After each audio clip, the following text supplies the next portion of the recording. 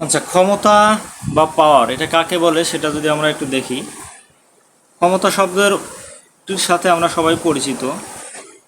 বিজ্ঞানে ক্ষমতা শব্দটি মোটর, পাম্প, ইঞ্জিন ইত্যাদি যন্ত্র তথা কাজ সম্পাদনকারী কোনো কিছুর সাথে সংশ্লিষ্ট।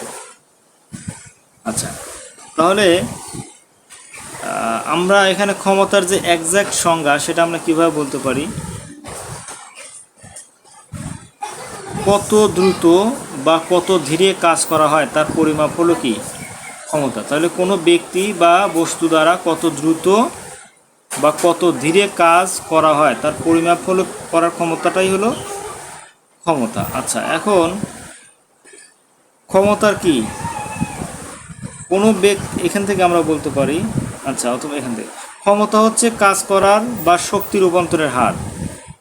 এখান থেকে ক্ষমতা হচ্ছে কাজ করার বা শক্তি রূপান্তরের হার। ওকে, কোনো বস্তু বা ব্যক্তি একক সময়ে কতটুকু কাজ করলো তা দ্বারা ক্ষমতা প্রকাশ করা হয়।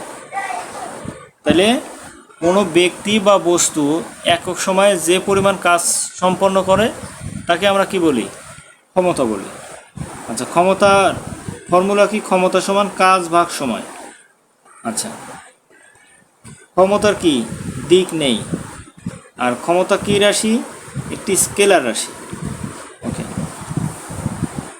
কাজের এককে সময়ের একক দিয়ে ভাগ করলে ক্ষমতার একক পাওয়া যায়। যেহেতু কাজের একক জুল এবং সময়ের একক হলো সেকেন্ড, সুতরাং ক্ষমতার একক হবে জুল ভাগ সেকেন্ড।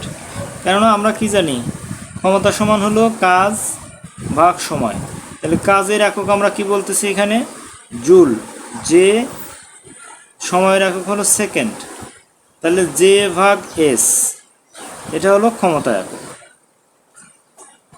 এটা কি? ক্ষমতার একক। আচ্ছা, এখন এটাকে আমরা অনেক সময় কী করি?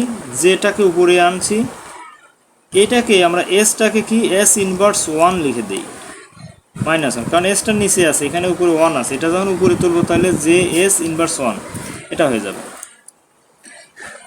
তো এটা হলো আমাদের কি ক্ষমতা কাকে বলে? ক্ষমতার একক।